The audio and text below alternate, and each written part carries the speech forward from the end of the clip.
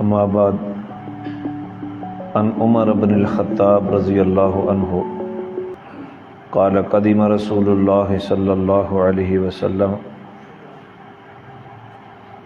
اب ابی ہریرہ رضی اللہ عنہ قال قال رسول اللہ صلی اللہ علیہ وسلم لما خلق اللہ الخلق كتب في كتاب فهو عنده فوق العرش ان رحمتي تغلب غضبي وفي رواية غلبت غضبي وفي رواية سبقت غضبي او كما قال عليه الصلاة والسلام. سبحان ربك رب العزة عما يصفون وسلام على المرسلين والحمد لله رب العالمين. سبحانك لا علم لنا إلا ما علمتنا إنك أنت العليم الحكيم. رب اشرح لي صدري ويسر لي أمري واحلل عقدة من لساني يفقهوا قولي. رب يسر ولا تؤسر وتممه بالخير وبك نستعين.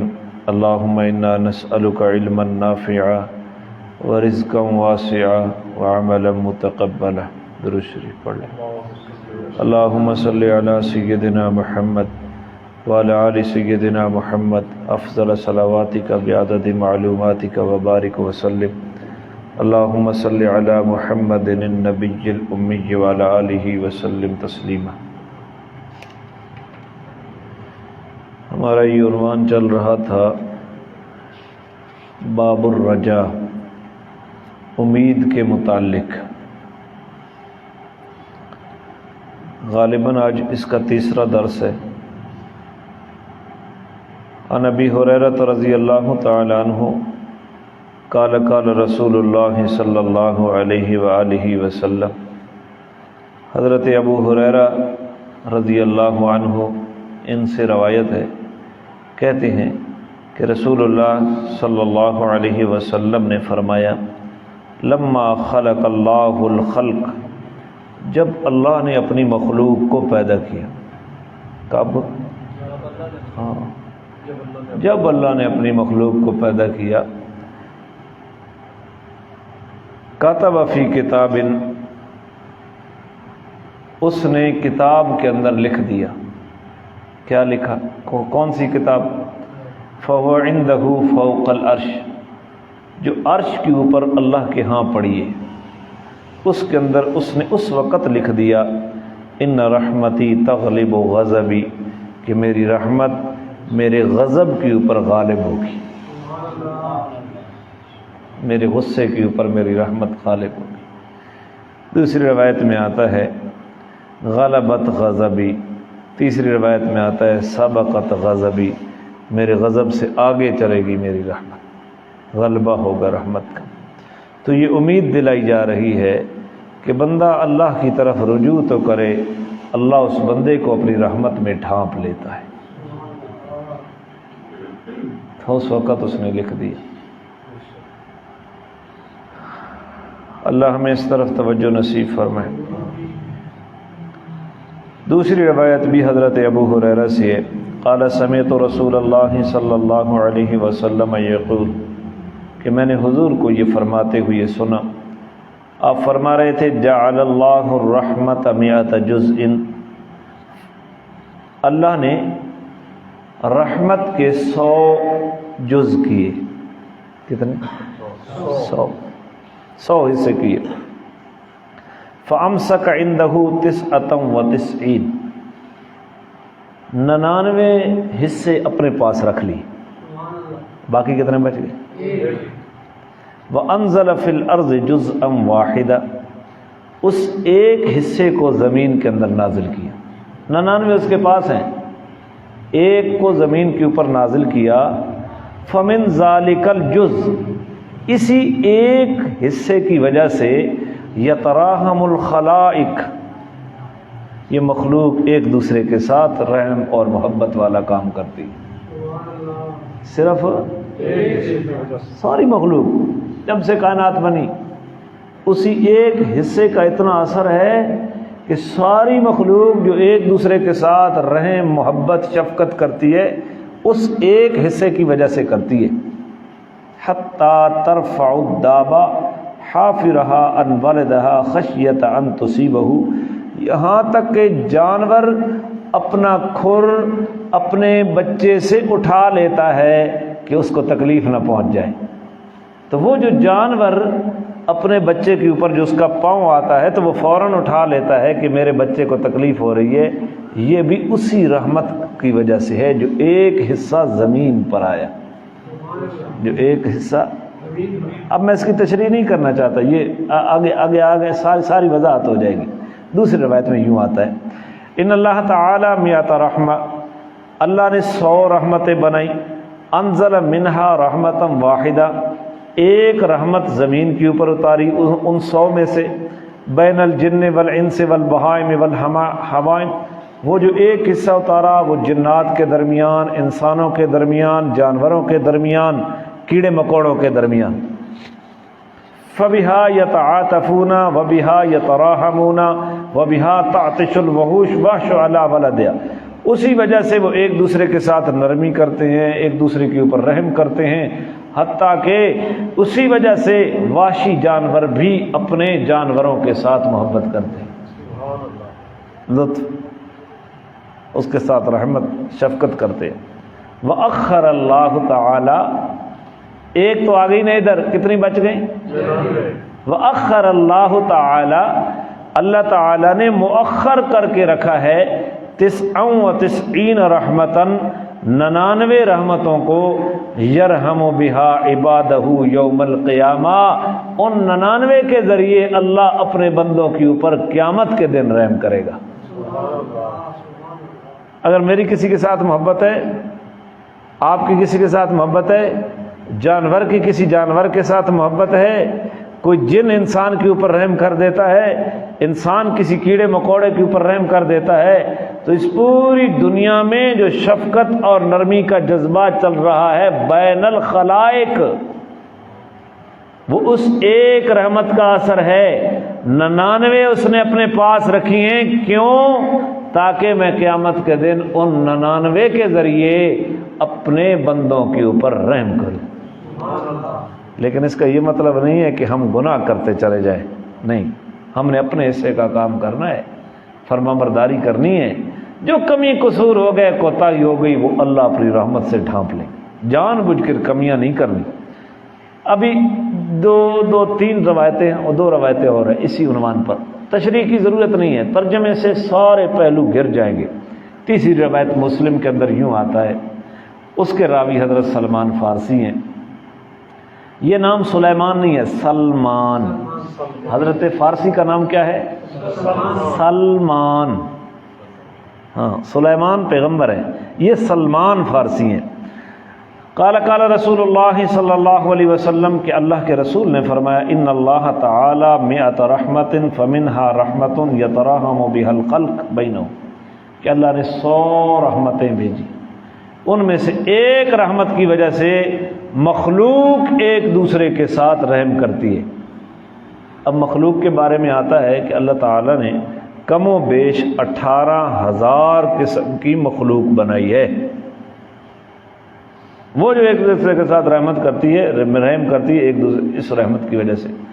وَتِسْعُونَ لِيَوْمِ الْقِيَامَةِ، اور 99 رحمتیں قیامت کے دن ہوں گی، جن کی وجہ سے اللہ تعالیٰ بندے کے اوپر رحم کرے گا۔ اب وہ رحمت ہے کتنی، اگلی روایت میں آ رہا ہے۔ یہ روایت میں ان اللہ تعالی خلق یوم خلق السماوات والارض 100 رحمہ کل رحمت طباق ما بین السماء الی الارض، اللہ تعالیٰ نے رحمت کو اس وقت سے پیدا کیا جس دن اس نے آسمان و زمین بنائے۔ ابھی آدم نہیں بنا تھا، ابھی کوئی آسمان زمین پہلے بنے، اس وقت سے اس نے رحمت کو پیدا کیا ہے۔ فجعل منها فی الارض رحمہ، ان 100 میں سے ایک کو زمین کے اندر رکھا، فیہا تعطف الوالدۃ علی ولدہا، اسی ایک کی وجہ سے ماں اپنے بچے کے ساتھ نرمی کرتی ہے، محبت کرتی ہے۔ والواش والطیر بعضها علی بعض، پرندے اور جنگلی جانور بھی ایک دوسرے کے ساتھ جو کچھ رحم کا جذبہ ہے اسی ایک کی وجہ سے۔ فَإِذَا كَانَ يَأْتَانَا، رہ گیا ترجمہ، طِبَاقُ مَا بَيْنَ السَّمَاءِ وَالْأَرْضِ، کتنی رحمتیں ہیں؟ بولتے نہیں ہیں۔ 100. زمین پر کتنی اتری؟ اس ایک کا اثر اتنا ہے کہ ساری مخلوق جو ایک دوسرے کے ساتھ کہیں نرمی کرتی ہے، محبت کرتی ہے، شفقت کرتی ہے، وہ اس ایک کی وجہ سے. پیچھے کتنی رہ گئی؟ 99. کون سے وقت کے لیے رکھی گئی ہیں؟ قیامت کے دن کے لیے، تاکہ میں اللہ اپنے بندوں کے اوپر اس وقت ان 99 کے ذریعے رحم کروں. وہ کتنی ہوں گی؟ اب وہ ہیں کہ ایک رحمت کتنی ہے؟ ایک رحمت کتنی ہے؟ طباق ما بین السماء الی الارض، جتنا آسمان سے لے کر زمین تک فاصلہ ہے، ایک رحمت اتنی ہے. آسمان کتنے ہیں؟ رحمتیں کتنی ہیں؟ 100. رحمتیں کتنی ہیں؟ 100. ہر رحمت آسمان سے لے کر یا زمین سے لے کر، آسمان کم ہیں، رحمتیں زیادہ ہیں. اللہ اس رحمت کے اندر ہمیں ڈھانپ لے. فَإِذَا كَانَ يَوْمُ الْقِيَامَةِ، جب قیامت کا دن ہوگا، اکملہا بہذہ الرحمہ، یہ جو ایک دنیا کے اوپر اتاری نا، اسی ایک کو ساتھ ملا کر اللہ 100 کو پھر مکمل کر دے گا. یہ ایک بھی 99 کے ساتھ مل جائے گی تو کامل 100 ہو جائیں گی. اللہ 100 کے ذریعے کیا کرے گا؟ رحمت کرے گا. نبی پاک صلی اللہ علیہ وسلم حکایت کرتے ہیں اپنے رب سے، فیما یحکی عن ربہ تبارک و تعالی. یہ حدیث قدسی ہے. صحابی حضور سے روایت کرتا ہے، یہ حدیث نبوی ہے. حضور اللہ سے روایت کرتے ہیں تو یہ حدیث قدسی ہے. تو حدیث قدسی اللہ کی جانب تبارک و تعالی، قال اذنب عبد ذنبا، اللہ فرماتے ہیں کہ بندہ گناہ کرتا ہے. بندہ کیا کرتا ہے؟ فقال اللہم اغفر لی ذنبی، پھر کہتا ہے اللہ میرے گناہ کو بخش دے. ثم عاد ویأخذ اللہم اغفر لی ذنبی فقال تبارک و تعالی اذنب عبدی ذنبا، اللہ فرماتے ہیں جواب میں کہ میرے بندے نے گناہ کیا. فعلم ان لہ ربا یغفر الذنب، اور اسے یہ یقین تھا کہ میں میرا رب ہے اور وہ گناہ کو بخش دیتا ہے. وَيَأْخُذُ بِالذَّنْبِ، اور گناہ کی وجہ سے پکڑتے ہیں تو میں اس کے گناہ کو معاف کر دیتا ہوں. ثم عاد، پھر وہ گناہ کرتا ہے. فَأَذْنَبَ فَقَالَ اَيْ رَبِّ اغْفِرْ لِي ذَنْبِي، پھر کہتا ہے میرے پروردگار میرے گناہ کو معاف کر دے. اللہ تعالیٰ فرماتے اذنب عبدی ذنبا، میرے بندے نے گناہ کیا. فعلم ان لہ ربا یغفر الذنب ویأخذ بالذنب، پھر اس کا یہ بھی یقین ہے کہ اس کا ایک رب ہے جو گناہوں کو بخشتا ہے اور گناہوں کی وجہ سے پکڑتا ہے، اس لیے وہ معافی مانگ رہا ہے، میں اس کو کیا کر دیتا ہوں. پھر گناہ ہو گیا تیسری مرتبہ. فاذنب، اس نے گناہ کر دیا. فقال اے رب اغفر لی ذنبی، وہ کہتا ہے میرے پروردگار مجھے بخش دے، میرے گناہ کو بخش دے. اللہ فرماتے ہیں میرے بندے نے گناہ کیا اور اس کو یہ یقین ہے کہ میرا ایک رب ہے جو میرے گناہ کو معاف بھی کرتا ہے اور مجھے گناہ کی وجہ سے پکڑتا بھی ہے. اس امید پر وہ معافی مانگتا ہے تو میں پھر کیا کر دیتا ہوں؟ قد غفرت لعبدی، میں پھر بھی اپنے بندے کو معاف کر دیتا ہوں. فیفعل ما شاء، اب جو چاہا تو کر. اس کا مطلب یہ نہیں ہے کہ بندہ گناہ کرتا چاہے، بالکل ہرگز یہ مطلب نہیں ہے. اگر مرزا جیلمی سے پڑھی جائے تو پھر یہی مطلب نکلے گا کہ بھائی وہ اللہ خود کرتا ہے، گناہ کرتا جا، معافی مانگتا جا، گناہ کرتا جا. یہ مطلب نہیں ہے. یہ مطلب ہے کہ گناہ ہو جائے تو پھر توبہ کر لے، اگر پھر گناہ ہو گیا پھر توبہ کر لے، اگر گناہ ہو گیا پھر. جہاں توبہ کی ترغیب دی جا رہی ہے، گناہ کی ترغیب نہیں دی جا رہی. ہاں، گناہ کو روکا جا رہا ہے، گناہ کو مٹایا جا رہا ہے، کیونکہ بندے کے اندر گناہ کرنے کا مادہ موجود ہے. گناہ اس سے ہو جاتا ہے، ایمان کی کمزوری سے ہو جاتا ہے، تو اللہ ترغیب دے رہے ہیں ہو گیا معافی مانگ لے، ہو گیا معافی مانگ لے. اور معافی مانگنا کیا ہوتا ہے؟ توبہ اس کو کہتے ہیں کہ بندہ اپنے سابقہ گناہ کے اوپر نادم ہو، پھر اللہ سے معافی مانگے، آئندہ کے لیے نہ کرنے کی عزم کرے کہ نہیں کروں گا. یہ ہے توبہ. یہ کیا ہے؟ یہ پہلے یہ میں کرے نا پہلے دفعہ معافی مانگی سر، تو وہ گناہ نہیں ہے. وہ ہو سکتا ہے کہ انسان سے کفر کروا دے اور توبہ کی توفیق ہی نہ ملے. یہاں اس حدیث، اس لیے میں کہتا ہوں کہ بغیر استاذ کے دین نہیں سمجھ آتا، جس طرح باقی چیزیں بغیر استاذ کے نہیں سمجھ آتی۔ یہاں توبہ کی ترغیب دی جا رہی ہے، گناہ کی ترغیب نہیں دی جا رہی۔ گناہ ہو جائے تو معافی مانگ لو، یعنی اللہ کہہ رہے ہیں بس تو انسان تھا، پھر ہو گیا، میں ان سے معافی مانگ لے، میں معاف کر دوں گا، پھر ہو گیا۔ اس کا یہ مطلب نہیں کہ پھر کر لے۔ پتہ نہیں میں سمجھا سکا، یہ سب کو سمجھ آ گئی؟ ہاں، یعنی اب ہو گیا ہے، اب میں کیسے معافی مانگوں، اب ہو گیا اب میں کیسے معافی مانگوں، وہ ہو گیا ہے، مانگ معافی، میں تو ہوں معافی مانگنے کے لیے۔ دوسری حدیث بھی اسی طرح ہے، یعنی شرم نہ کرے معافی مانگتے ہی۔ رسول اللہ صلی اللہ علیہ وسلم نے فرمایا والذی نفسی بیدہ، اس ذات کی قسم، کون کہہ رہے ہیں؟ حضور کہہ رہے ہیں، اس ذات کی قسم جس کے قبضہ قدرت میں میری جان ہے۔ کس طرح قسم اٹھائی؟ لو لم تذنبوا، اگر تم نہ گناہ کرو، لذهب اللہ بکم، تو اللہ کسی اور قوم کو پیدا کر دے گا، ولجاء بقوم یذنبون، جو آئے تو تمہیں اللہ تباہ کر دے گا، اور قوم آ جائے گی وہ گناہ کرے گی، فیستغفرون اللہ، اللہ سے پھر معافی مانگ لے گی، فیغفر لهم، اللہ ان سے معاف کر دے گا۔ انسان کی سرشت میں اللہ نے گناہ رکھا ہے، گناہ کرنے کی قوت رکھی ہے۔ انبیاء کو اس نے گناہوں سے پاک پیدا کیا ہے، ہم میں سے کوئی بھی گناہ سے پاک نہیں ہے۔ یعنی اللہ تعالی بندے کے گناہ کے اوپر جب وہ معافی مانگتا ہے تو اللہ بہت خوش ہوتے ہیں۔ یہاں بھی معافی کی ترغیب دی جا رہی ہے، توبہ کی ترغیب جا رہی ہے کہ اگر تم گناہ نہ کرو، یعنی معافی نہ مانگو، یہ مراد ہے۔ تو اللہ ایسی قوم کو لے آئے گا جن سے غلطی ہو جائے گی اور وہ فوراً کیا کر لیں گے؟ تو میں ان کو کیا کر دوں گا؟ تو یہاں بھی ترغیب توبہ ہے، ترغیب گناہ نہیں ہے، یہ بات ذہن میں رکھنی ہے۔ حضرت ابو ایوب کہتے ہیں رضی اللہ تعالی عنہ، قال سمعت رسول اللہ صلی اللہ علیہ وسلم یقول، حضور صلی اللہ علیہ وسلم نے فرمایا لولا انکم تذنبون لخلق اللہ خلقا یذنبون فیستغفرون فیغفر لهم، اگر تم گناہ نہیں کرو گے تو اللہ ایسی مخلوق کو پیدا کرے گا جو گناہ کرے گی پھر توبہ کر لے گی تو میں ان کے توبہ کو معاف کر دوں۔ یہاں وہی گناہ مراد ہیں جو بندے کی طبیعت کی وجہ سے ہو گئے، پھر معافی مانگ لی، پکا عزم تھا کہ نہیں کرو، پھر ہو گیا، تو پھر وہ کہے کہ اب میں کیسے معافی مانگوں؟ نہیں، اللہ فرما رہے ہیں کہ پھر معافی مانگ لے، میں کیا کر لوں گا؟ معاف کر دوں گا۔ ابو ہریرہ رضی اللہ عنہ کہتے ہیں قال كنا قعودا مع رسول اللہ صلی اللہ علیہ وسلم معنا ابو بکر و عمر رضی اللہ عنہما فی نفر، کہ ہم حضور صلی اللہ علیہ وسلم کے ساتھ بیٹھے تھے۔ کون کہتا ہے؟ حضرت ابو ہریرہ۔ ابو بکر بھی بیٹھے تھے، عمر بھی بیٹھے تھے، اور ایک جماعت بیٹھی تھی حضور کے پاس۔ فقام رسول اللہ صلی اللہ علیہ وسلم من بین اظہرنا فابطا علینا، حضور اٹھ کر چلے گئے اور دیر ہو گئی۔ اب دیکھو نا تصور میں، حضور بیٹھے تھے، میں بھی بیٹھا تھا، ابو بکر عمر بھی بیٹھے تھے، اور لوگ بھی، اور لوگوں میں ابو بکر اور عمر کا خصوصی تذکرہ کرنا ان کی فضیلت کے اوپر دلالت کرنا۔ کیوں بھائی؟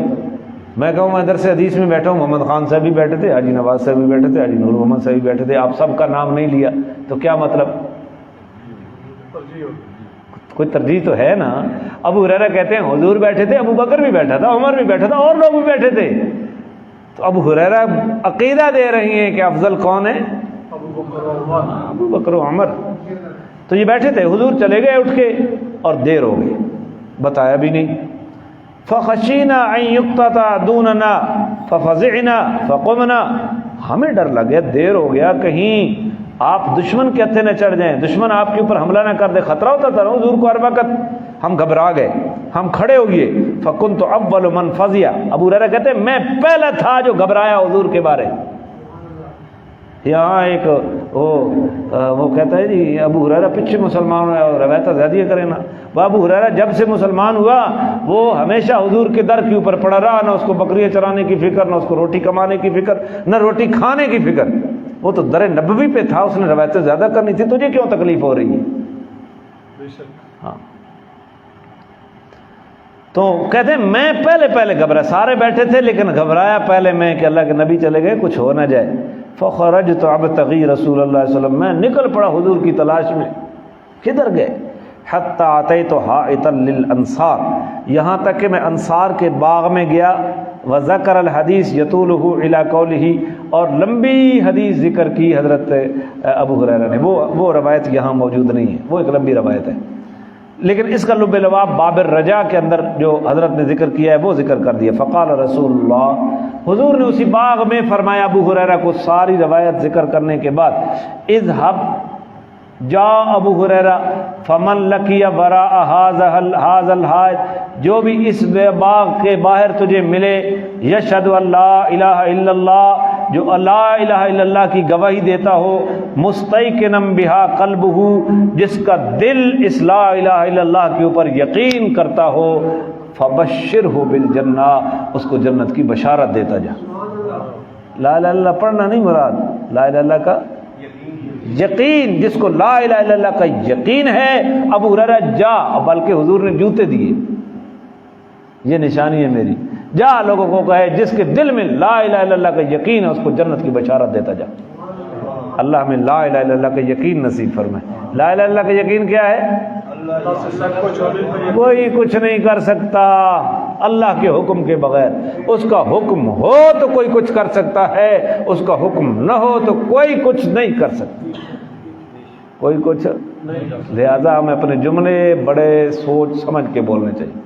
کہیں ہمارے جملوں کے اندر شرک تو نہیں ہو رہا جی. مثلا اسباب کی طرف نسبت کرنی، نسبت اسباب کی طرف نہیں کرنی. اس دکان نے مجھے بڑا رزق دیا، نہیں، جملے سوچیں. دکان نے نہیں دیا، کس نے دیا؟ یہ ہے لا الہ الا اللہ. لو بڑا چنگا، ماں بڑا منافع ہے.